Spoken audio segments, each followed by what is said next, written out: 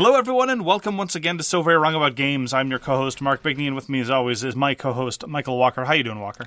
Great, Mark. How are you today? I'm very well, thanks. Happy Victoria Day, Walker. Happy Victoria Day. I am not accustomed to Victoria Day. I am from Quebec. For about 20 years, we've done Journée Nationale des Patriotes, but before that, and what I will always remember, is Fête de Dollars, which is strange because I grew up on the West Island close to Dollar des Ormeaux, and for me, the person is Dollar des Ormeaux, but the town is Dollard. Gotcha. Not big on British holidays over in Quebec, are they? This was a holiday invented specifically so that it could compete with Victoria Day. They stuck it on the same day. Similarly, the moving day in Montreal, overwhelmingly, I don't know if this is true of the rest of the province, is on Canada Day. Oh. So, this is a podcast about board games. We're going to talk about what we reviewed last year, the as-yet unnamed retrospective intro segment, the AYURIS. We're going to talk about the games we played last week. We're going to talk about the news and why it doesn't matter. And our topic this week is what prompts a purchase. So with that in mind, Walker, what did we review last year? Exactly 1 year ago, Mark, we reviewed a game called Tapestry by Stonemaier Games. That we did. And we played it so many. Actually, I played a game very much like it the other day. It's called Railroad Inc. It also has lots of tracks. Yes, I had high hopes for Tapestry because I enjoy some Stonemaier stuff, although a lot of it's aggressively mediocre, and more of it's aggressively mediocre since the release of Tapestry. Yeah, a lot of the stuff will come up later. It had great table presence. It looked fantastic. It came with great little figures and plastic and came from a reputable, I'll say it the way I wanna. I know that. I know that to be true, and yet I can't help but try. It's weird because their subsequent stuff, Pendulum was broadly panned, but I enjoy Pendulum. I think it's perfectly enjoyable. We only played Red Rising the once. I suspect that's as many times as you want to play. I'd try it again. Yeah, I wouldn't mind trying it again. Really? Yeah. Okay. It's just, you should try a game more than once. Just because you soured on it and thought it was the worst thing you've ever played. Well, see, that's just it. And you woke up in the middle of the night in rage, screaming about this game. Sure. Doesn't reflect properly. You should try it twice. Okay. Yeah, so we have not played Tapestry since. It has an expansion out. Yes, plans employs. And more Tapestry, I guess. Yeah. And so we have not had... I have not spared a thought about Tapestry since. It quickly left my collection.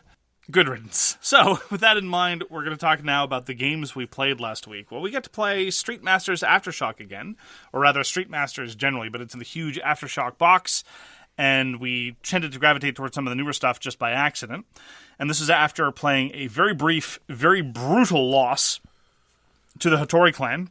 People mentioned on the Patreon, actually, that we are supposed to mention what fighters we played as. So at the time, we played as Reiner and Ronnie. This time, we settled up again, and this time, you played Reiner again. The first time, yes. Yes. I didn't try Ronnie again. I tried the Dawn, who was in the second Redemption pack, who was interesting. We came close to winning. We did? We did. And then we tried again. We pummeled him quite thoroughly. We beat the boss within an inch of his life. But, of course, close only counts in horseshoes and hand grenades, as is the saying, amongst the Street Masters circuit. And we lost.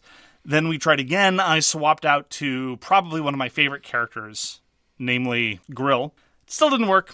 We lost even worse that time. We even had the thing where we'll take lots of hit points. So I took the giant panda, and there was... Chan. I took Chan, and there was swathing and bear hugging, and it just wasn't enough. I do have thoughts when we try it again, but we'll see how that pans out. And that was Street Masters, designed by Adam Sadler and Brady Sadler, and put out by Blacklist Games. Mark was nice enough to introduce me to a game called Fast and the Furious, and this is based off a movie IP. And oh, is it? And it gives you this feeling of a movie. I wasn't quite sure how to talk about this, but I think I might have. The tank was unstoppable. Dominic realized the only chance they had was to slow it down and hope the man would show up to handle this. As a familiar pink sports car rips past him, he feels relieved his good friend's son was there to back him up. But how? How were they going to do this? It's a bloody tank. Not only that, but it's got an escort of armored SUVs. Wait a second. That's it. Their cars were too light. We'll use their own protection against them. Dominic quickly puts his plan into motion executes a pit maneuver on the lead SUV, sending it hurling under the tank treads. Seeing the turret slowly turning in his direction, Dominic retreats behind the tank. Just in time, the Sun forces another SUV to the rear. Dominic slams on his brakes, sending the SUV hurling through the air and crashing on top of the tank, exploding in a horrific fireball. The friends share a quick glance and a smile, but their victory is short-lived as the tank fires. The shell explodes just in front of Sun's cars, launching it through the air. Dominic feels his friend is truly lost, but just then, he spots Sun hurling himself from the burning car, landing not so gracefully on the roof of a nearby SUV. Hearing the impact, the occupants start blowing holes in the roof. Sun reaches into the driver's window and cranks the wheel, sending the SUV crashing into the side of the tank. Just as the tank treads devour the last of the escorts, Sun leaps onto the top of the tank. Their plan has failed. Even though the tank is heavily damaged, there is nothing left to throw in its way. Or was there? Dominic and Sun eyes lock. Help was not coming. Both realize what must be done. Dominic punches the gas, roars to the front of the tank, and slams on the brakes. One last time. Was that Fast and Furious fanfic? How was that, Mark? Was that good? Did I capture the essence of our game? I guess. I mean, I'm not very familiar with the original franchise. I'm a huge fan of Mr. Vincent Diesel, Esquire, OBE. But I'm not particularly conversant in the specific instance you're talking about. All that I know is that it has all your favorite characters from the movie franchise, like Guy Who Drives Fast, Blue Car, and Orange Car. I'm glad you got an additional level of meaning as from to it. What happened during a game. That was we brake tested cars and they flipped up and crashed into the tank, and then at the very last turn of the game, you sacrificed your car so it could crash into the tank with me on top of it. I thought it was quite an epic cinematic moment. I mean, it's very cool. It's a lovely little toy. I'm not too sure about the quality of decision-making involved. No. But one of the cool things is by Prospero Hall, there's usually a couple of flourishes that differentiate Prospero Hall from, a lazy cut-and-paste job.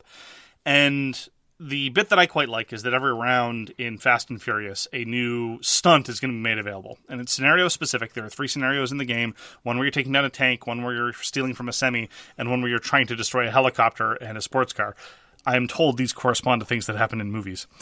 And if you satisfy the conditions on the stunt, then you get a bonus, and you proceed towards your victory conditions. But they're also just general ways to proceed towards victory conditions. And they're nice little missions. We like little missions here, whether they're contracts or little missions or whatever. Give you little bennies, give you a little bit of direction. And it helps that these things are cool in that they set up these neat little exchanges. You don't drive around a track. You present what looks like a stable bit of track, but you're assumed to be moving fast. So when something is wrecked at the end of the round, it just moves over to the left because that's how they've decided to represent speed.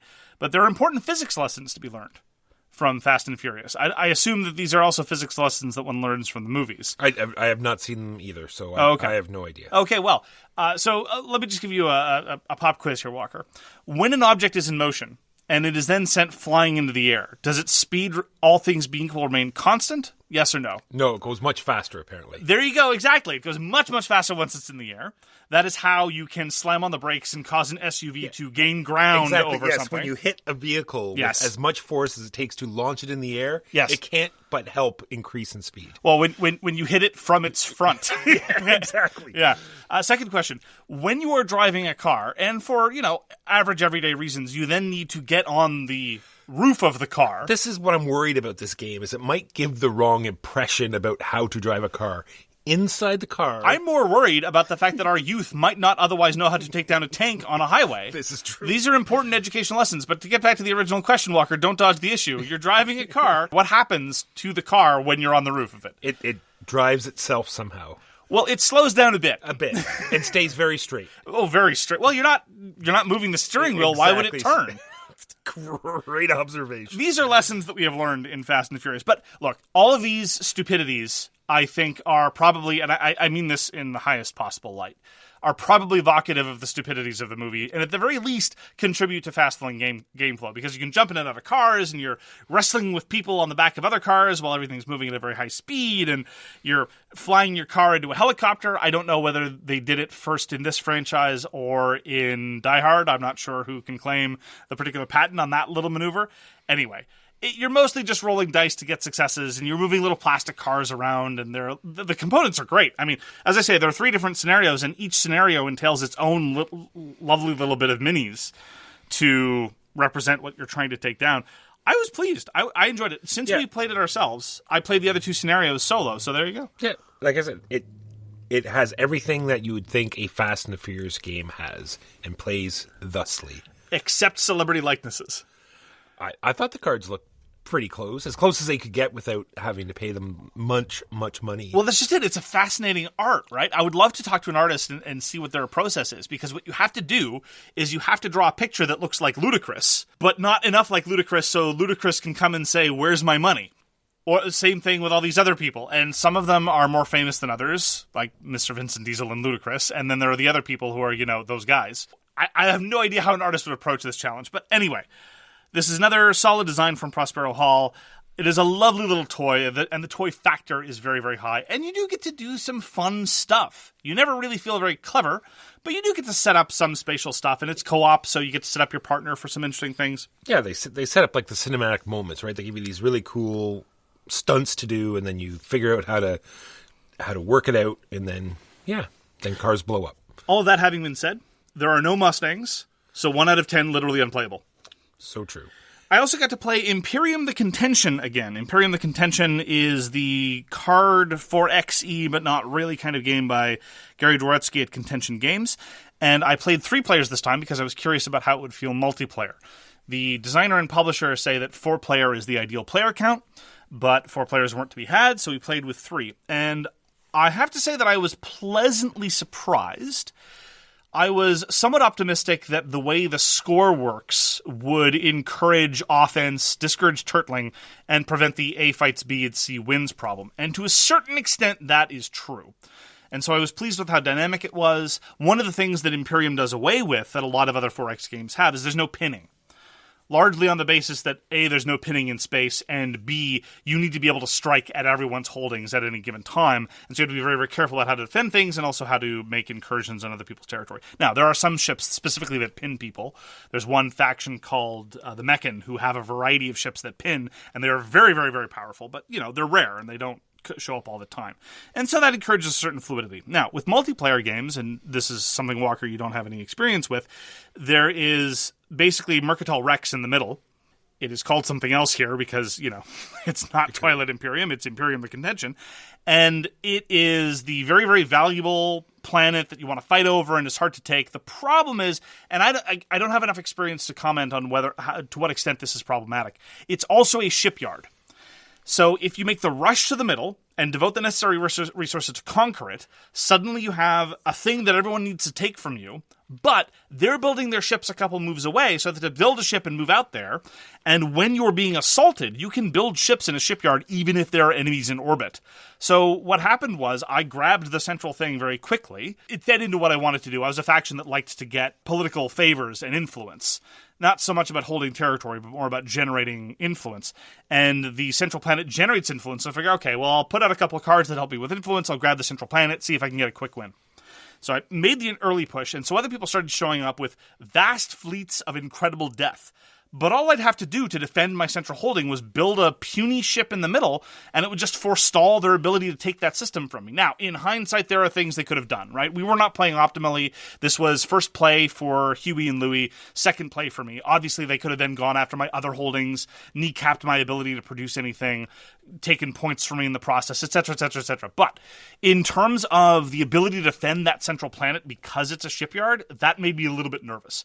But I want to keep playing it. I really like it. I love the faction differentiation. I like how quick and to the point it is, and how fights and skirmishes are really encouraged from the get-go, and there's no turtling involved. And the economic aspects are just robust enough to make sure you have to worry about spending things, but not so crippling or all-encompassing that it feels like an economic management game. And it's in a lovely little box. I'll be talking about that again later.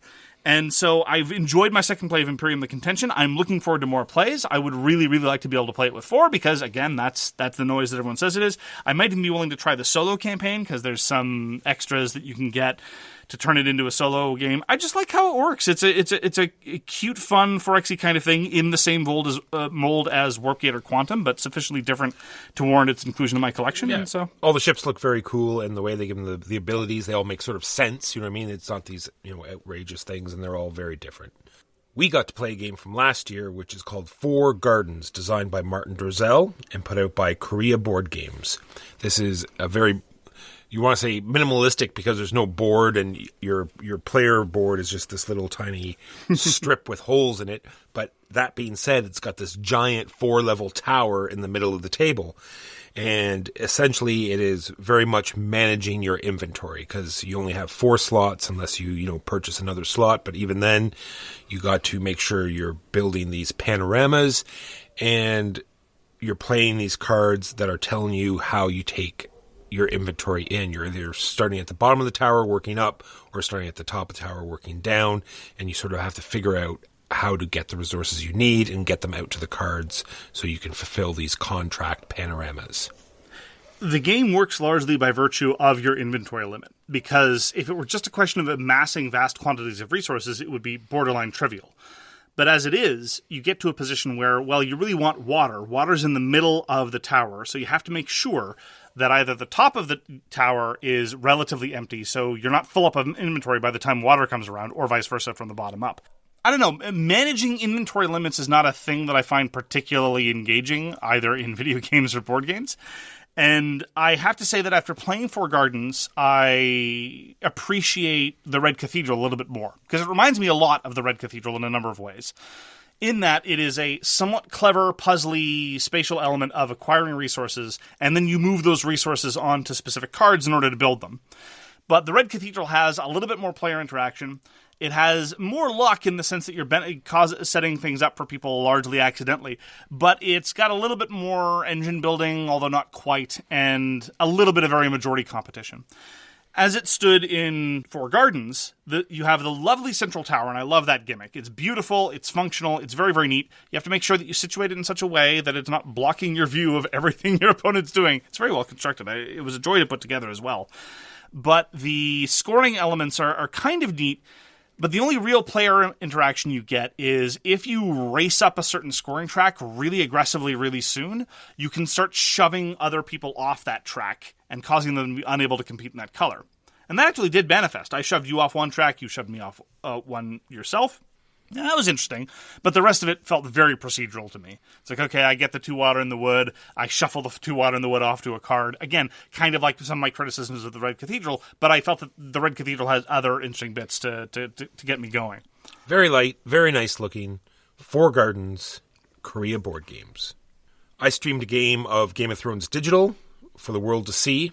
Full 6-player game, and it was, sort of a challenge. They said, oh, well, yeah, we'll see you in 4 hours. But that being said, I got it done in an hour and a half, so that's not terrible. With 6 humans? No, that would be impossible, and never would I play with 6 humans. That is crazy. Okay. Because no 6 humans would play this game. Oh, they might, but... getting through the technical difficulties, having 6 people play a digital version, I don't think I would want to go through. All right. But that being said, it went the full 10 turns, right down to the last action, and it was fun. Everyone who's watching had a good time. Next week, we're going to be streaming Cryo on Saturday at 10:30 a.m. Eastern, so come and check that out. Game of Thrones Digital, this is like the 2nd edition, and I'm starting to like the changes they did to 2nd edition a little bit more. They changed up the cards fully, not only the end of the round cards, but also all the army cards, and they all have sort of different abilities and stuff like that. And some of the star orders are much, much different in 2nd edition, and it makes the game much more interesting. At first, I was against all of this, but now it seems much more even and fair. So last Saturday, we streamed Spirit Island Jagged Earth again. The game did not go well. France handed our butts to us. I was Grinning Trickster Stirs Up Trouble, which was... I really enjoy that spirit. I'm not particularly good at that spirit. And I'm very conservative, so it's mostly... I think spreading a whole bunch of strife and causing ravages to result in nothing is me advancing the victory conditions, but not really. Huey was Thunderspeaker, and Walker was Lure of the Deep Wilderness. As Walker said, we're going to be streaming Cryo this Saturday, but we've tried Cryo once 2 players, and I have to say that Cryo thoroughly delighted me. I thought that Cryo was a solid example of a really well-designed Euro game with a couple of clever bits and lovely components, and it's exactly the sort of thing that I'd like out of a Euro experience like that. It was designed by Tom Jolly and Luke Laurie. Tom Jolly is a venerable game designer who's designed Wiz War. He also co-designed Battle for Rakugan, which we've talked about, which is an interesting design. Luke Laurie designed Dwellings of Eldervale, which we experienced and is a game. But one of the things that Cryo does, which is something that I wanted to like about Dwellings of Eldervale, is it has this interesting idea with respect to tokens. When you get a token, you can either burn it for the resources, or you can slot it into your action board. And in Cryo, it's a standard worker placement rhythm that we've fallen into over the past few years, whereby you either send out a worker and do the worker action, or you take back your workers. As you are taking back your workers, this gives you an opportunity to activate certain action lines, which most of them start out blank, but as you put in tokens, that starts filling in formula. So, for example, if you take the double crystal token and slot it in at the bottom of one of the lines, and you take the single plant token and slot it in above that, if you take back a worker and slot it in that line, you can pay 1 plant for 2 crystals.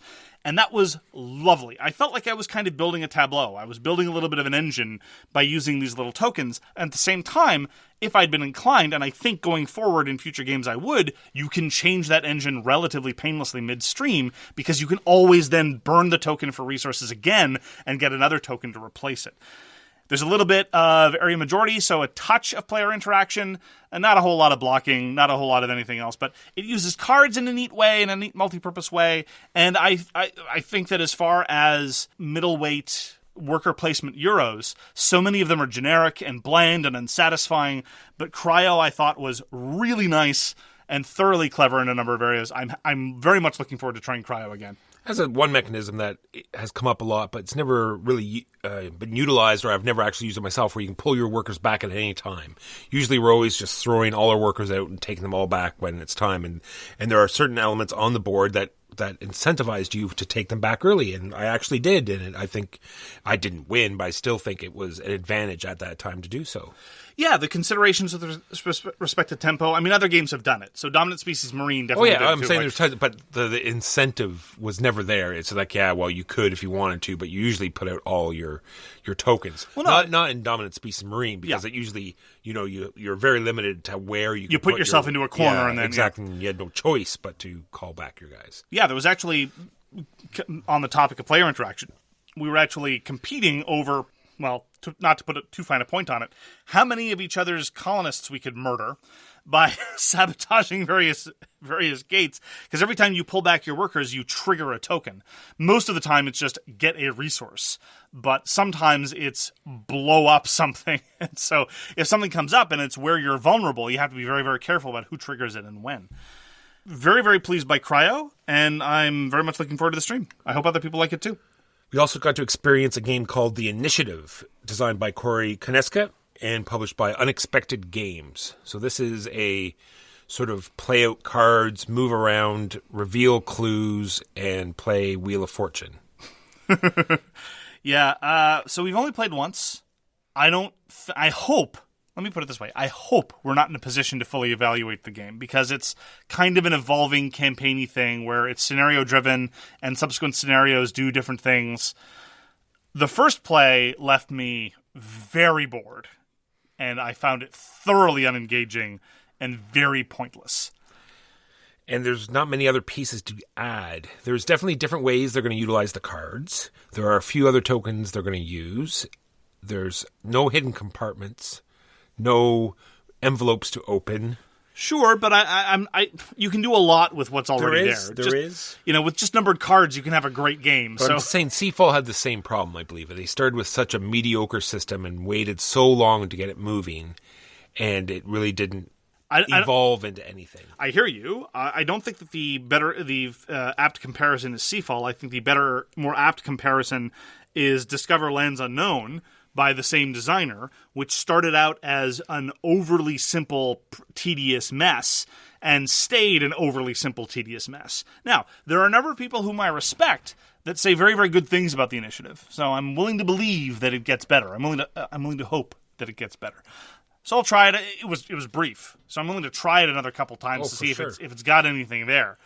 But I was thoroughly turned off by how pointless it was. You move to a room, you reveal clues, you put the clues up. You move to a room, you reveal clues, you put the clues up. That's it. That's the game. There you go. There's an element of the card climbing where in order to do an action, you need to play a card that's higher than the cards there, so you start to get into a bit of a problem until you clear them. But so that's it. Other than that, there's no game.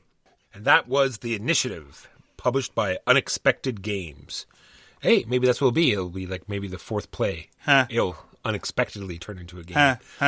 Is that wordplay? Is that what that was? I don't even know what that is. I played Llama Dice a ton, and you got to come in at the last minute and play even more Llama Dice. This is designed by Reiner Knizia.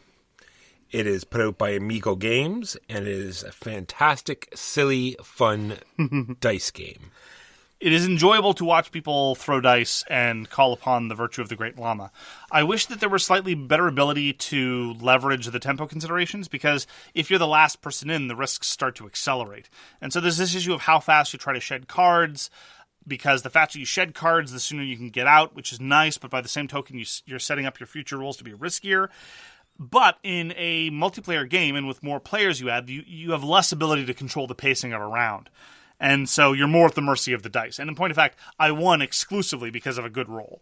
I wasn't playing particularly aggressively or anything. It's just I happened to get the one roll that I needed, and I was out, and that caused me to have a very, very, very good run. Look, I'm not complaining that in a dice game, it was a roll of the dice that caused to do it. But it's just I can think of several dice games by Reiner Knizia that do similar things better. So there's Heckmeck and Bratwurkmeck, which is known in North America as Picamino. There's Sushizak im Gockelwalk, which is Sushi Bar. Those are two poultry food-based dice games instead of llama-based dice games. There's also Yahtzee Free For All or Sixes. I mean, there's lots of great dice games, many of them designed by Reiner Knizia. So I enjoy it. It's good. But it's mostly enjoyable in the sense of, I rolled these dice, here's what happened. Well, I played a 2-player for a few rounds, and it's very cutthroat, because you can just sort of see what you have left. It's even if you go out with 7, you look across the table, and they have like 14 showing, plus, the llama pool, and you can just sit back and hope they bust, and it's very aggressive and really interesting at 2-player as well. That's just it. I would like to try it at 2-player, because there again, you are able to exert more control over the pacing of the round. So I'd be curious to see how it feels with 2. And that is Llama Dice by Reiner Knizia. I get to play Good Puppers by Chris Cheslick at Asmati Games. This is a recently fulfilled Kickstarter after the first shipment, true story, got claimed by the sea. Due to turbulent weather, many of the containers on a container ship went to the bottom of the Pacific, and Good Puppers was among them. Now, in terms of full disclosure, I am personal friends with Chris Cheslick. I played Good Puppers back when it was originally called One Deck Doggos, before it was then renamed to All the Goodest Puppers until its final current name, Good Puppers. I will also note for the record that I believe that each title has been less good than the previous title. In my heart, it will always be One Deck Doggos. But anyway, look, I'm biased. So I'm not going to say too much about it, but it's evolved in fascinating ways.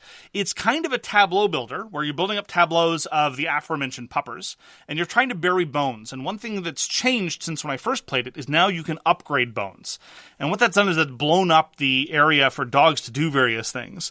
So you can move bones between various dogs and various elements of the tableau, because the powers of the various dogs get stronger as you have more of them. So you play more labs, the lab powers get stronger. You play more pit bulls, the pit bulls get stronger, etc., etc. And so where the bones are becomes very important, especially since as you upgrade them, they go from 1 point to 2 points, then to 5, then to 10. And so being able to leverage those abilities properly, since they all trigger as you play them, becomes very, very, very important.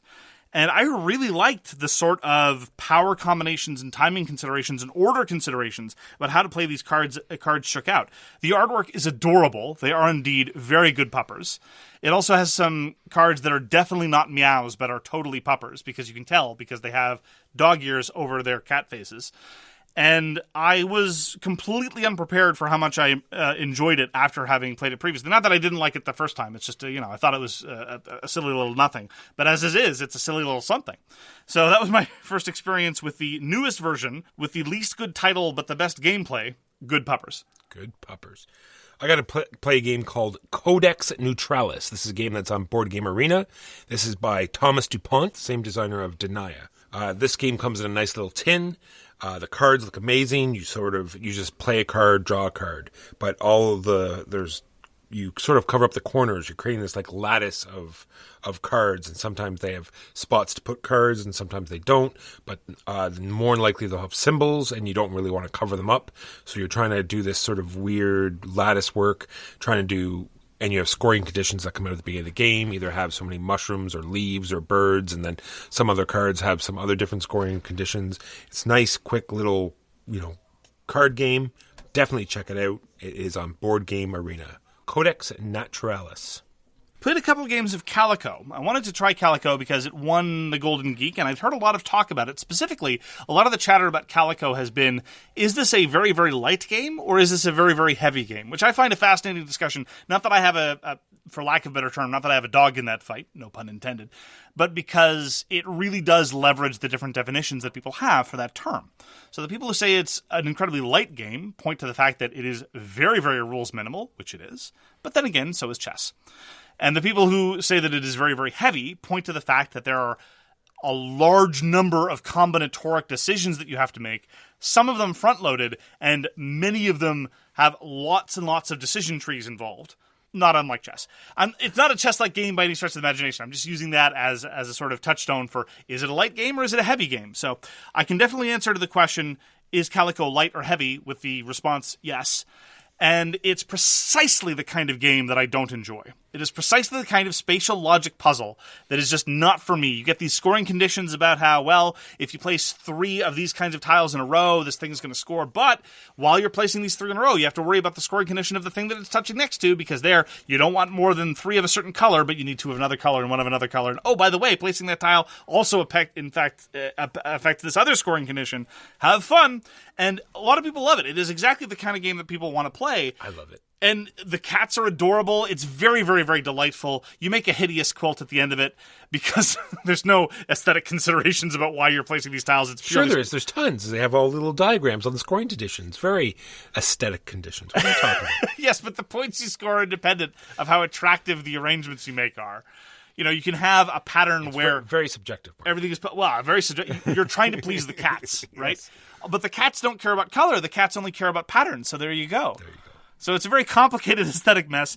Look, Calico is extremely good at doing what it's trying to do. You play a tile, you draw a tile, that's it. You keep playing until the entire board is full, that's it. It's all scoring conditions. You can explain in about 5 minutes, and then you're off to the races. Do I think that there are some structural elements to it that I would change? Probably. There's only a 3-tile available tableau, and you only have a 2-tile hand. Sometimes you're just going to gum up the works, and you have to play tiles that you really don't want to. That part is fine, but near the end of the game, it can be unsatisfying when, as sometimes can happen, the tile that comes up that your opponent or you desperately needed to complete this 15-point configuration, and it just miraculously appears from the bag and you get to snag it. Or it just so happens that nothing but purple tiles has been coming out for a very, very long time, and your opponent or you is the first that can leap on that yellow that came out first time in a dog's age. I don't know. Oh. Sorry, it's just coming to me. It's just natural. I'm sorry. I'll stop. I promise I'll try to stop. But you know what we say about teaching old dogs new tricks. So that's not ideal, especially, again, in a game that feels so deterministic. For there to be luck elements like that in a game that seems so puzzly and deterministic is a little unfortunate. But look, if this is your thing, if you like tile laying in that way to satisfy these kind of puzzly conditions, Calico seems like a really, really slick design in that it's so minimalistic and effective. Yeah, I love it. I can't wait to play more. I'm very curious on how it all panned out, but I don't want to die. I got to play Anachrony. I played the base game with one module called the Doomsday module, and it just reminded me how brutal the worker placement is in base game Anachrony when you can't warp all around the board and take advantage of newly vacated spots. The building spaces fill up very quickly, and you realize that this turn I won't get to build and you'll have to go somewhere else. And the Doomsday module brings in this element of the game where certain factions can completely save the world and certain factions want to bring the end of the world sooner. So you're sort of pushing these levers back and forth, trying to make sure you get the scoring that you want to. I thought it was very interesting. Probably wouldn't want to play without the warping again, but still it was nice to go back to Anachrony. It is designed by David Turczi and published by Mind Clash Games.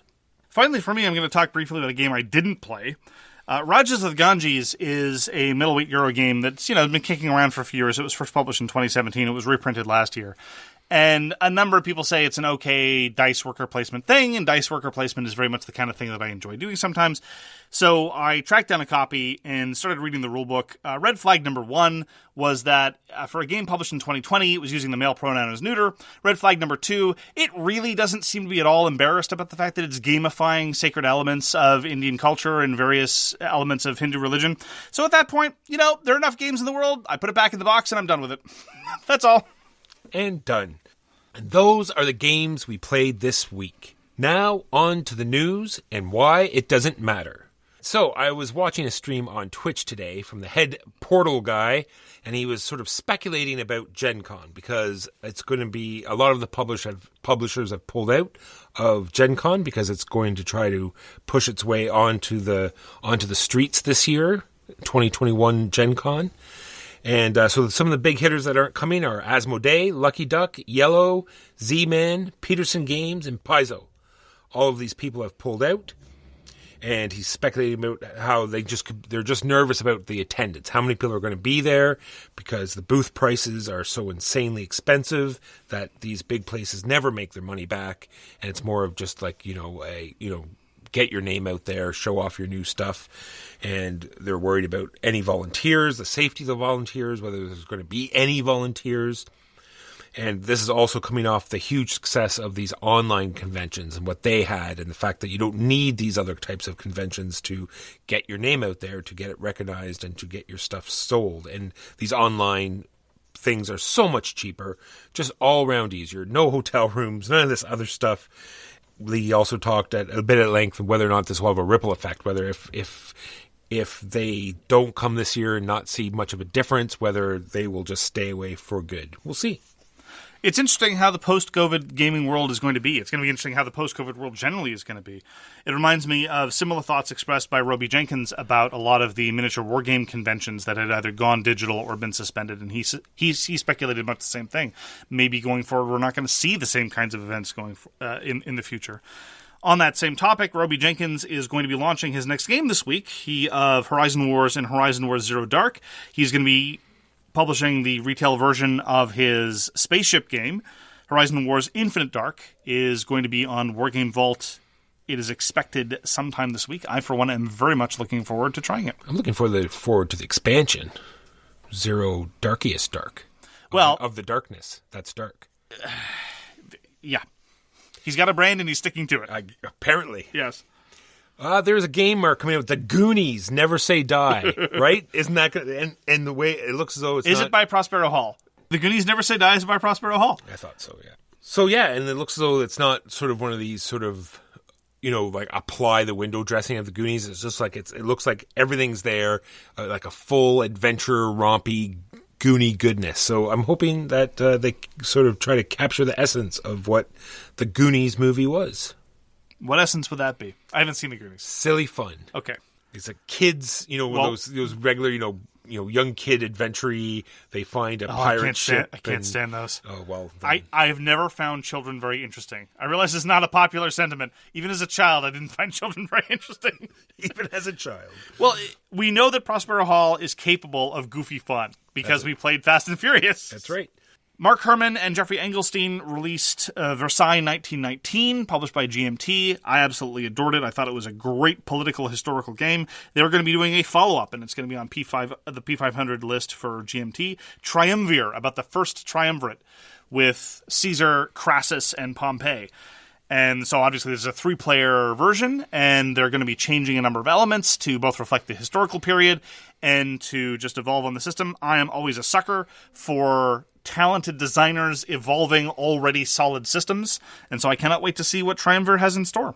Mark, I got to see a movie called Army of the Dead, and this is with Batista, and I guess Simon decided they love it too, so who better to do a zombie game than Simon? So now there's going to be a Zombicide Army of the Dead standalone version. I know you're surprised, This only means that Zombies is yet pushed back even further. Every game they release that is not Zombies is a slap in the face to you. I agree. And I, for one, refuse to acknowledge such a blatant act of disrespect. It's just this. It's no check from Board Game Arena, no game from Simon. This is ridiculous. I'm done. When I started podcasting about board games, it was for the money, and you told me that we were going to get rich. I'm sorry. I got this palanquin here and no one to lift it. It's such a shame. Finally, from me, Bruno Faidutti, the French game designer of such games as Citadel's Fist of Dragonstones and Dragon's Gold, really stepped in it this week on Twitter and other social media. Not about what you think.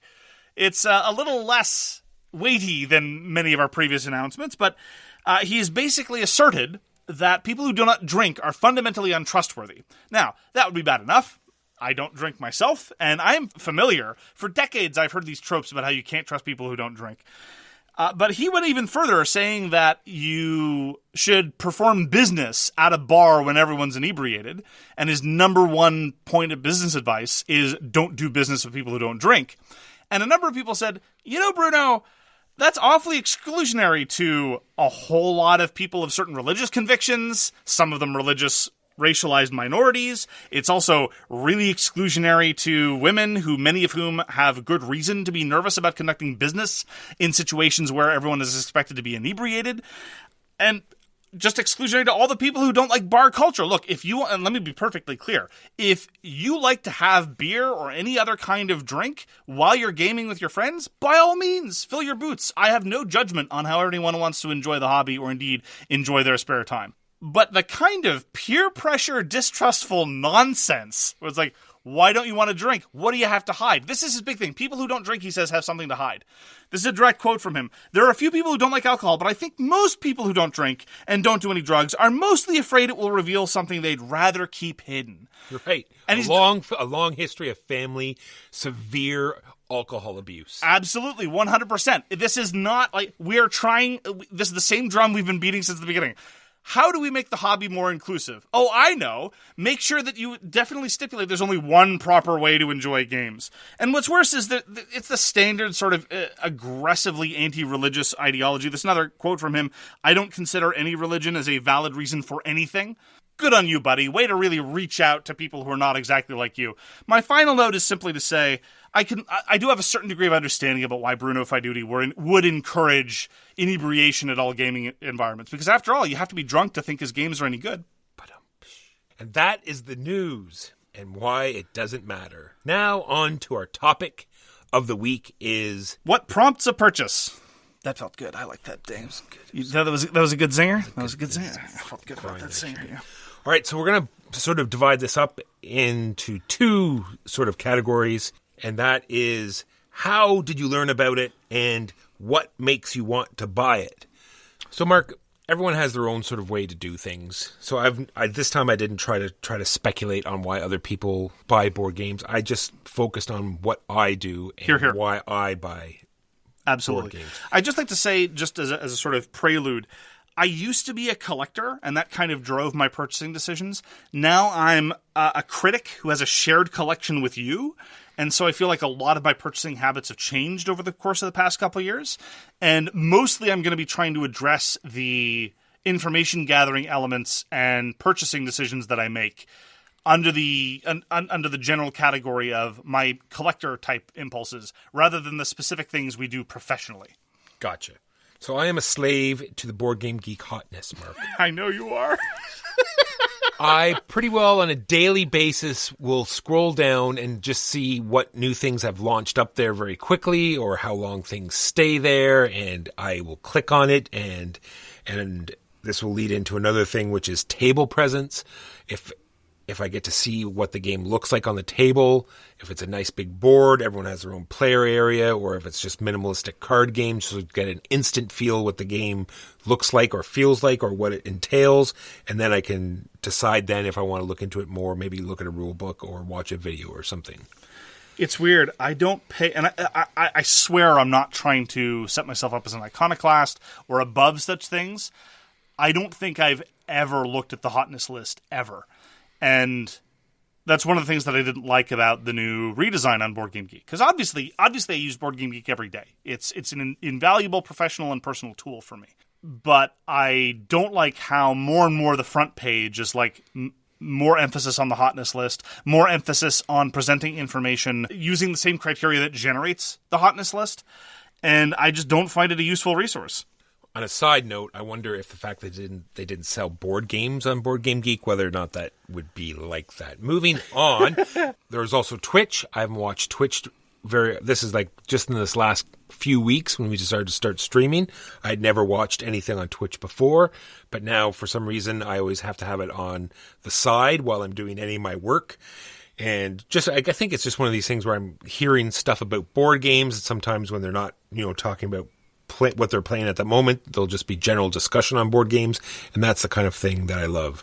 And sometimes they'll talk about new games that are coming out or something they're excited about, so I can learn about games with Twitch as well.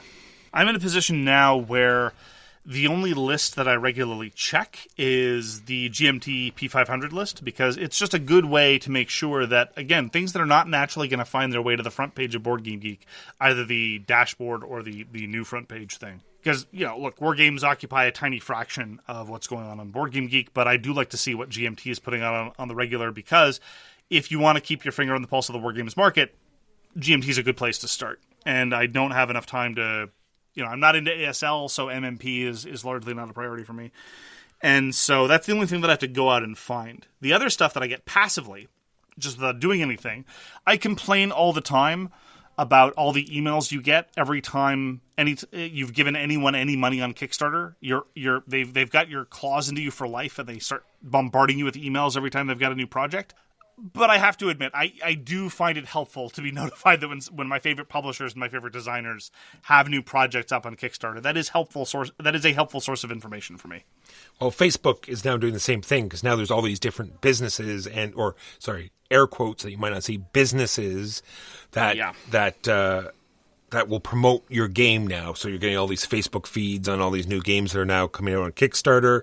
And then there's seeing the game in your local store. Believe it or not, there are retail stores in your downtown area that sell board games, and you can actually see them. Not in Ontario, you can't. And buy them right there instantly in your hands. Crazy, I know. Not where we live. The other thing I do a lot is we both pretty well buy from the same online market, but they constantly update their new release section and their restock section, and that's another huge place that I see games that either missed my radar or I realize I didn't get the Kickstarter or don't have it yet, and I see them there as well. Yeah, sometimes people ask, how do I keep on top of the new releases? And honestly, whether or not you have a local board game store and whether or not you shop online, wherever you get your board games, just get in the habit, if you want to be on top of these things, not that you have to be, of checking their new releases on the reg. And so whether it's the local store or whether it's on our online store, especially when that store happens to carry a diverse selection of things. Now, we live in a relatively small city, and the local store isn't going to get, like, for example, they don't carry GMT games. They don't carry Compass games. They don't carry DVG games, all those things. So those I only get online. But back when I lived in Boston, back when I lived in Montreal, when I happened to live closer to stores that would get a little bit of everything, just checking the new release shelf on the regular was a great way just to keep up to date, because regardless of the release schedule involved, I don't derive significant joy from getting knee-deep in upcoming releases when they're a long way out. I find it actually somewhat painful. Like, that kind of anticipation, I don't find pleasant. So yeah, we talk about things that are coming up, but I try to focus on things that are going to be available shortly, or things that are evolutions on things that I already have. And so just checking the new releases, especially if they carry obscure stuff, is largely how I find out what it is that I want to get. Another way is some joker on a podcast could tell you about it.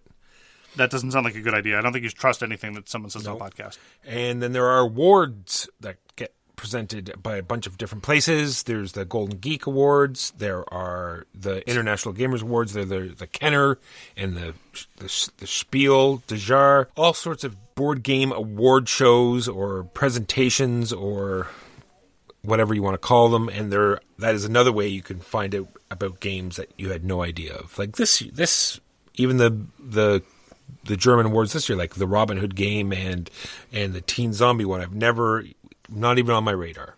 Sure. Not that I'm going to buy them to try them out, but if someone has a copy or I can get one, then I'll definitely try to get it to the table. What if it got to the top of the hotness walker? No. Okay. And then Mark has it has the phrase, "People I trust have told me that it's good." Well, yeah, that's kind of a bit of column A and a bit of column B. The most useful function for Board Game Geek, as far as I'm concerned, is the Geek Buddy function. If you find people on Board Game Geek that have the same tastes as you, I remember exactly how I set it up at the beginning. I looked for people who were fond of the same Euros that I was fond of, but didn't like Power Grid. Because Power Grid is one of those things that always comes up at the top of recommendation algorithms that I don't really enjoy. It has a number of structural elements that aren't really for me. Or in the case of wargaming, I could look at people who look at the same kind of who like the same kind of war games that I do, but don't like the coin games. So I then find a number of users that have, at least on some crucial elements, similar tastes, and then on any game, you just go click the Analyze button, and you can find what your trusted people have to say about something. Now, I haven't been particularly good at updating my own ratings and comments lately because I've been too busy, screaming about them online. But just having a bunch of geek buddies who have ratings that you can at least reliably get an intuition for, and who have useful comments on the game on Board Game Geek, can be more useful than anything else that I've experienced. It really is worth the time setting up a group of geek buddies who try things and who have similar tastes to you. And Board Game Geek has a great news section, and if you just type in Board Game News online, there's 2 other decent sites out there that have regularly updated new release sections. And that's all I got for finding out where you can get information, Mark. Let us move on to what makes you want to buy it. And the top of the thing on my list is it a Reiner game? No? Then hard pass. I'm actually the opposite way. So Reiner Knizia is my favorite game designer, but he releases so much stuff, and none of it's direct, but a lot of it is very, very functional and procedural. Like, from the box cover, or from just a vague description, you wouldn't necessarily immediately be able to tell the difference between Sumatra, which is fine, and Whale Riders, which is amazing.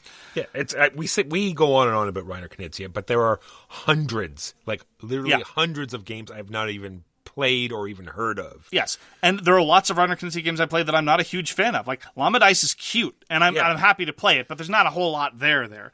There are designers, however, and I was actually shocked at the shortness of the list, that I will buy pretty much anything they put out. And that is Matt Gertz, David Thompson, Roby Jenkins, Karl-Heinz Schmiel, and Richard Hamblin. Richard Hamblin is kind of a gimme, though, because Richard Hamblin released 4 games. The last one was in the early 80s. So he's not going to be releasing anything anytime soon. But if miraculously he were to, I would buy it sight unseen. Are there any designers that are must-haves for you? Or? No, I'm not a designer guy. I just, like I said, I go by...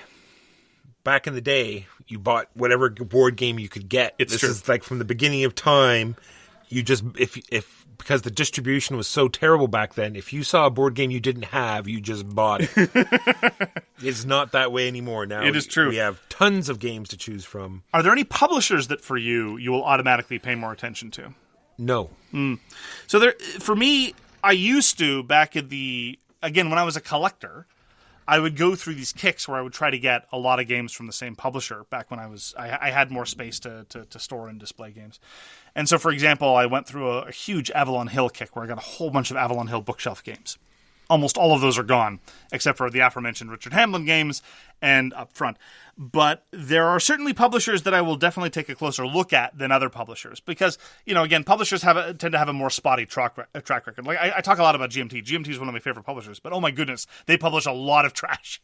Because they don't have a strong, centralized editorial vision. They just work with small designers, and sometimes they assign a developer. Sometimes they don't even do that. But there are publishers that I have a solid track record that make me always curious about their releases. And that is Mind Clash Games. Granted, it's only been 3 games so far, but we'll see. Hollandspiel. Hollandspiel puts out fascinating stuff. I wish I could play more Hollandspiel games. The problem is they're so difficult to get a hold of here in Canada. They're generally speaking hard to get a hold of anyway because it's a very, very small print-on-demand local publisher that does not have any interest in becoming more mainstream or widespread. They take an almost perverse pride. Amabel Holland is talking a lot about how she's happy about how few people get to play her games, which is a strange attitude. She's a fascinating person, but I disagree with her about a lot of things. And then there's Blacklist Games by the Sadler brothers.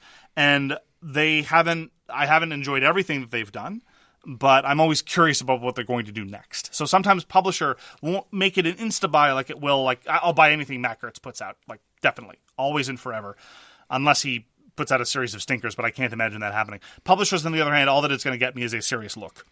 So the thing I have down here is a theme that I can get behind. And Mind Clash, like when you said Mind Clash, that is something that they do. Every game they've put out so far has a very interesting theme. 100%. Something completely different. It's not the same recycled stuff that's already out there. And like I said earlier in the podcast, an interesting table presence. You know what I mean? If it has very cool miniatures, lots of plastic stuff out there, then it will bring me into wanting to try that game. For me, it's more of a toy factor. Like I'm an unabashed enthusiast for toys.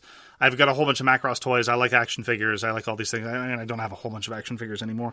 But if a game has high toy factor, I will absolutely gravitate towards it. That's one of the reasons why I was initially gravitated towards Anachrony. That was the first Mind Clash game that I played. And I saw those stompy mechs, and I saw you put the workers in the backs of the mechs. I'm like, I'm sold. You've got me. The same thing was true of Fast and Furious. I mean, I like Prospero Hall, but some of the stuff they do is not necessarily as good as all their other stuff. But, you know, their Top Gun game had a huge toy factor, so did Fast and Furious. So despite the fact that I hadn't watched the movies, I'm like, yeah, I'll move little cars around. Yeah, and that's what I have next. Very next thing is silly fun, but clever, right? So we have Fast and the Furious, Top Gun, L.A.M.A. dice, things that are obviously silly, but have this clever twist that makes it interesting to play. Any and all dexterity games. Oh, yeah. Well, dexterity games are one of the few games where I'm actually going to click on that images button on Board Game Geek first. You seem to value table presence a lot, which is legit. I often, when reading about a Euro game, don't look at the pictures at all. Or when looking at a war game, I don't look at the pictures at all. But if it's a dexterity game, you'd best believe that is one of the first places I'm going to go, just so I can see whether it's got a cool toy factor. And, of course, when it comes to a dexterity game, usually just looking at it will give you a far better sense of how it plays than, say, your average other board game. And then I'm looking... When I at least get that far, I'm looking for something new in the rulebook. Like they say, if it's a deck builder, I'm looking through the rulebook to see if they're doing something new 100% with that. Or is it like a comeback nostalgia factor? Like I enjoy tons of plastic, risky type war games. If they show me this game that has that, you know, I'm instantly going to be drawn to it and figure out, you know, are they doing something new? Are they going to do something that... you know, brings it up more modern. I couldn't agree more. If it's a deck builder, if it's a worker placement game, if it's an auction game, if it's an area majority game, if it's any one of these styles of games that I've played literally hundreds of times, I'd like something that's a little bit different from what's already out there. Or, again, an indication that my geek buddies say, no, this is the one that elevates it. It doesn't do anything necessarily uniquely new, but it does it so solidly, this is the one you want. That'll be enough for me. Then there's also just relatedly, just sheer novelty, the audaciousness of the design to do something so completely out of left field. That was definitely true, I think, to a certain extent, of SEAL Team Flicks. That particular combination of genres is so delightful. I remember having the same reaction to More de Morosa, where that was the first game I encountered where you had to listen, and it was strictly audio cues about how far a cube had fallen. Or like a 504. Like a 504, absolutely. Or something like Bushido. I still haven't played Bushido in years, and I really want to show it to you. Bushido, the Way of the Warrior, or Der Weg des Kriegers, because it's in German only. But that's a sort of troops on a map game where the only way you get territory is by nominating one of your opponents to go attack another one of your opponents on your behalf. And it's a game where you cannot get anywhere without someone getting you there in the first place. So it's this bizarre combination of troops on a map with almost kind of negotiation and bending people to your will. I love bizarre and absurd combinations like that, even when they're not particularly the most polished games. Like Bushido has some serious problems with it that I've actually tried to house rule over the years, but it's still so audacious that I'm still going to come back to it. And I'm glad I bought it. I bought it exclusively on the basis, a publisher that I didn't have a good track record with, designers that didn't have a track record that I'd played with, but I just saw the initial conceit and I knew I had to give it a try. And then when the art is so fantastically interesting or really good that sometimes you just pick it up on that basis alone, that you know it might not be good, but you'll enjoy the experience because the art is so interesting and unique. Dinosaur Tea Party, and what's the stock market game that we just played? I'll give you a license plate for 5 million Dreknars. Excavation Earth. Excavation Earth.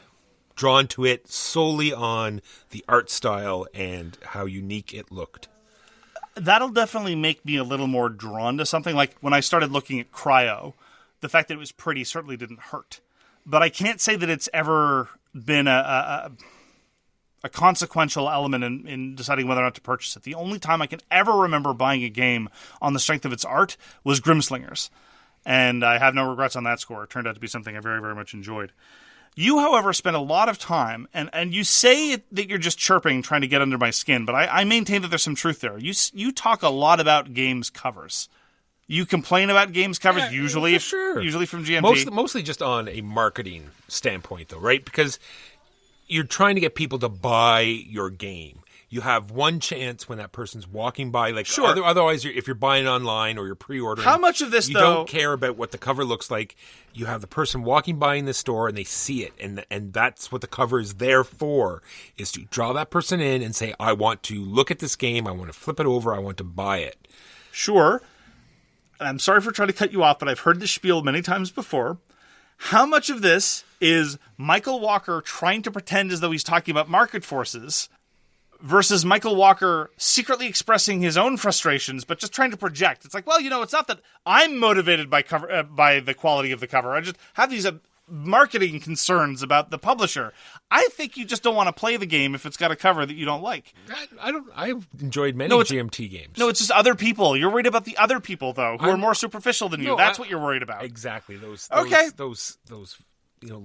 thin-skinned, all right, uncouth people who just judge a game on sheer looks alone. I'm definitely not one of those So people. when you endlessly complain about how unappealing a cover is, it's purely out of an abstracted, dispassionate market observer, not because you, in point of fact, are a incredibly superficial gamer. You got it exactly. Like if a cover makes me so sick that I can't tell the accident that just happened to the cover, then that's an issue. All right. To me, it's less about cover art and more about box sizes. I am weak to the big game and small box phenomena. Most recently, Red Cathedral and Imperium the Contention, I think, would qualify. They're not, neither of them are incredibly deep experiences. We're talking about middleweight games that pack a fair amount of gaming experience in very, very teeny boxes with no wasted space, and everything is lovely and it'll just fit on your shelf in a lovely, cute little corner. And so that is definitely an aspect of being a collector that I still value, because shelf space is, you're always going to run out. Gone is the day of the coffin box. It's true. Good riddance to the coffin box. And now duration is a big factor now in whether or not I'm going to buy a game. If it's clocking in like at 4 hours, then I'm just going to have to do a hard pass, regardless of whether I want to buy it or not. I just don't have that kind of time. It's true. I still have a soft spot for a lot of 4+ hour games, but by virtue of the constraints of the podcast, I know, especially under pandemic conditions, once we're back to having a slightly wider pool of being able to play with, and we're going to be able to arrange events and see people across a table in a public space, then I might be able to get to the new game of Successors or any number of the other games that I've just been waiting on for a while. The new edition of Stereo Confluence. The new edition of Stereo Confluence. It's not a 4-hour game. It's 2 hours. It just needs a high player count. That's different. That was a factor that definitely influenced my buying decisions back in the day. When I was in a position where my gaming circles were much more constrained, and I guess this applies during COVID as well, if the player count is something that I can't accommodate, then that's definitely going to discourage my purchasing decisions. If it's a player count that does something traditionally at other player counts, like, for example, just as an example of something that motivated my acquisitions recently, although it was a review copy, Scapegoat is a social deduction game that works at 3 or 4, which is not typically a genre you see that. And so I was very, very keen to experience that, and one of the reasons why I tried to buy it before we got a review copy. So last for me is just 2 sort of pieces of advice. One is, if you see a giant all V1 game or a great dungeon crawling game and you think that it is going to be the one, this will finally be the one you're looking for. This is the one that's going to bring all of your friends together back to the table, and you're going to get this long campaign that you've always wanted. No, No, it is not. It is not going to be the one, okay? Never will it be that one. But you can try. You can keep filling your shelves full of these 1v-all games that sit there and collect dust. Go ahead. Secondly is that there is a site, and this name on this site drives me bonkers. Anyway, it's called Boardgames Land. So you can go to Boardgames Land, and they have a fantastic flowchart of what game you are to buy next. It'll ask you if it's for solo or multiple player, and it'll lead you on this huge track, and it'll tell you exactly which game you should get next. Check it out. It is quite fun. Okay. The last category of purchasing decisions is one that I haven't experienced in quite some time, and that's for people who are relatively new to the hobby and very interested in catching up on what in other contexts might be called the canon. You know, you've been a serious hobbyist gamer for a couple of years, and you're very interested in sort of catching up on lost time, and you want to see all those great releases that were released 10, 20, 30, maybe even 40 years before you started the hobby. And I very much did that when I got into the hobby. Some people don't. And that's cool. It's not something that everything needs to do. But, you know, for that new Eurogamer who's never played El Grande, you should probably try El Grande. You should probably try Tigers and Euphrates. You should probably try Raw. I'm not saying this is the way to be a hobbyist. I'm just saying that sometimes when people enter into a huge field and they've just shown up, they want to fill out their back catalog. And I think that's an entirely reasonable way to direct your purchasing decisions. But find your roots. You do it, yeah, exactly. Find your roots, but it's the same thing for movie collectors, music collectors, what have you. You know, if you get seriously into music when you're at whatever age in 2020, you know, you might want to start looking at some artists who might have recorded more than 5 years ago, that kind of thing. And in that case, you know, there are tons of people who are in a position to comment on, you know, what is the Eurogaming canon or what have you. Again, it's not. I don't like the term canon in this context, not for Walker's reason of hating the word. He just doesn't like the word. But it implies a certain degree of authoritativeness and in a way that sounds gatekeepery and exclusionary, right? This is the list of games that are accepted, and if you don't like them, something's wrong with you. And if you like something else, something's wrong with you. And or I'm in a position of authority, and I'm just going to stipulate that this is what you need to be buying and playing. Or else. No. But if you want to try to look at what are the commonly regarded classics, that's a legit way to gain it. That's a legit way to get started in your collection. And the only way to actually enjoy these older games is if you're drunk. Well, that's going to do it for this week. Thank you very much for joining us for So Very Wrong About Games. If you'd like to get in touch with us, you can reach Walker via his email, justrolledadice@gmail.com. You can reach me, Mark Brady, on Twitter @TheGamesYouLike. For more public discussion, you can find the So Very Wrong About Games Facebook page. You can check out our Board Game Geek Guild, which is guild number 3236.